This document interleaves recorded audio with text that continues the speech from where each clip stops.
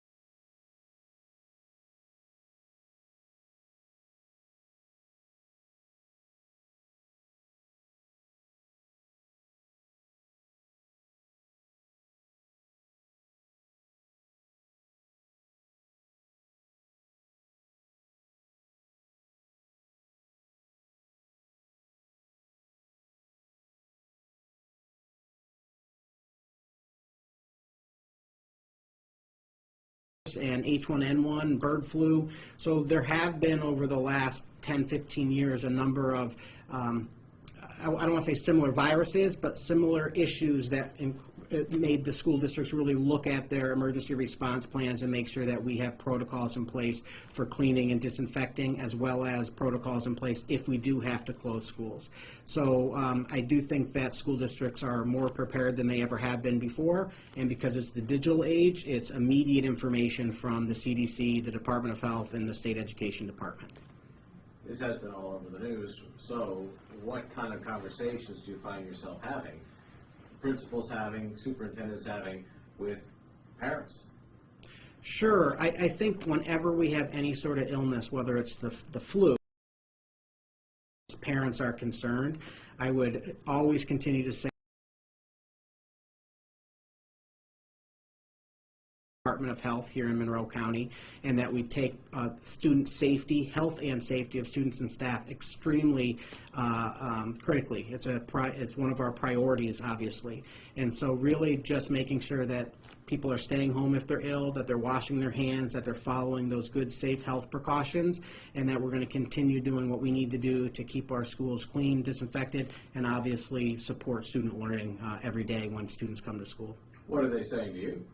I actually have only received a couple of phone calls, but really it sets parents' minds at ease when I share with them that we do have a really clear disinfectant protocol that we follow, where all classrooms, nurse's office, and corridors are cleaned on a nightly basis, and we take that very seriously. Our buildings and grounds across this district and the county are really incredible folks who do a lot of cleaning and making sure that our buildings are ready for students and that we're keeping things safe and secure. What concerns are they articulating to you and to the principals? I think really the concern is just the unknown. is that it is all over the news. People are talking about it, but it's still new, and so really the lack of information sometimes obviously causes concerns, and our job is to just continue to say and really focus in on we're monitoring very closely with the Department of Health. We'll follow all regulations and rules from the Department of Health, and we're going to do everything we can to make sure we educate our students in a safe and healthy environment. Is the discussion and kind of the planning kind of based on a mindset of this is coming here, or is it still kind of like, are you guys in talks of expecting it to come here? I think it's fair to say across the county, not just schools, but in talking with the Department of Health and health officials, is I think it's always a good idea to be prepared. And so I can speak specifically to superintendents. We all take this very, very seriously, and we're having continued conversations and working with the Department of Health.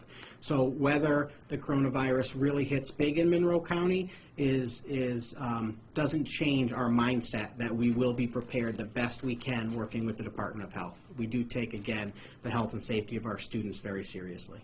And recently, County Executive Adam Bello came out and basically was telling all county employees, if you're sick, just stay at home. What would you say, I guess, to teachers, in the district, if they're not feeling well? That doesn't change from what protocol has always been, that if you are ill and you have symptoms of the flu or you have a fever, you should stay home and take care of yourself. I would share with families too, is if they have a child who's ill with that fever and symptoms, it's always take the precaution and stay home until you're well enough to come back to school. Typically it's that 24-hour fever-free. What about what teachers are supposed to be doing if there's someone in the classroom sniffling or coughing? That must happen all the time. So what happens now in this climate? It's really the same typical process we have, which is that they go to the nurse's office to get checked. Our nurses are trained RNs and understand, work very closely with the Department of Health, and so they would go to the nurse's office to get checked. But if you are asymptomatic or a sniffle doesn't mean coronavirus, and so really making sure that we follow that protocols from the Department of Health to make sure we're keeping students home who should be home and keeping our schools safe. What resources are there to actually, for the health folks to test for coronavirus? So our nurses wouldn't do any of the testing, and I would direct that question back to the Monroe County Department of Health in terms of anything to do with testing for and monitoring the coronavirus. Our school nurses are really making sure that students who are ill should be heading home and seeing their physicians, but anything in terms of testing, I would direct that question to the Department of Health. If a student or a teacher were to test positive, what is the game plan for schools, or is there one? Yeah, really, if a student or staff member tested positive for coronavirus, we take our direction from the Monroe County Department of Health. So it would be an immediate conversation with Dr. Mendoza, staff from the County Department of Health, and then based on their recommendations, that's what we would follow. Are you hearing or sensing a heightened sense of maybe anxiety in the buildings over this? I would say I have not heard or seen heightened anxiety, but I believe that obviously this is something that is on the media 24/7. So I do think people have questions and concerns around coronavirus, just like they do for the flu and other illnesses that take place, especially this time during the school year. Do you find yourself having to maybe talk people back just a little bit? I haven't, no. I will say that I give a tremendous amount of credit to our County Department of Health, and Dr. Mendoza specifically, who has been out in front of camera and speaking nonstop around the virus and things we can do to keep ourselves healthy. So I can't speak for every superintendent, but I can say in Penfield there is trust amongst what we're doing. I will say across the county, school districts are working very hard with the county to make sure we're doing everything we can to follow the precautions and protocols and keep people safe. So I haven't seen an overly heightened sense of anxiety, but I'm sure it's out there. Beyond issues like traveling, do you see this causing disruption at the schools? The biggest disruption would obviously be if the County Department of Health needed to shut a school down because of the number of cases or because of staff absences. We have plans for that, but we're hopeful that that won't happen. If there were a test that had showed somebody with coronavirus, would you necessarily shut down a school right off? I would tell you that I would be reaching out immediately to the Monroe County Department of Health to take their professional medical guidance on what we would need to do. If a large number of days was missed of school because of, let's say, coronavirus testing positive for somebody, would online classes be an option for somebody? So the question really focuses around what we do if we do have to shut school for a long period of time, and I can tell you that superintendents are working closely with New York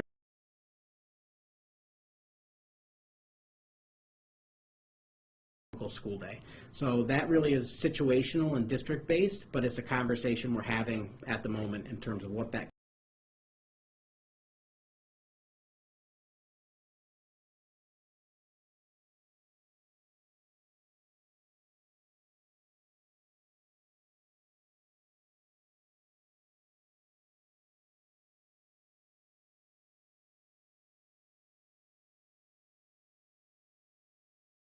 and disinfected, and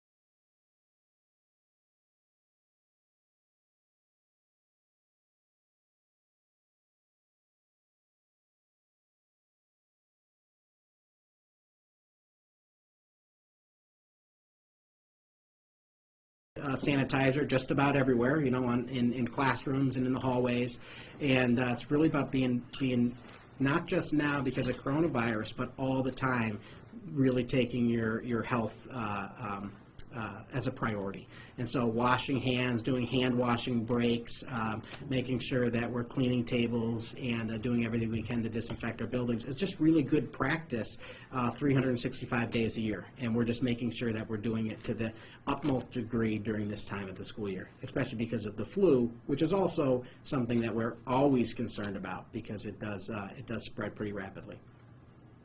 Any kind of a wake-up call from any, let's say, laxity or? No, I can tell you that when it comes to emergency response plans and health and safety in schools across this county, Monroe County, and beyond, school districts take this stuff very seriously, and so I feel very confident saying it's not a, oh, we should have done something differently. It's really more of a testament and a reminder of why we do what we do when it comes to disinfecting buildings, cleaning, and making sure that our nurses are well trained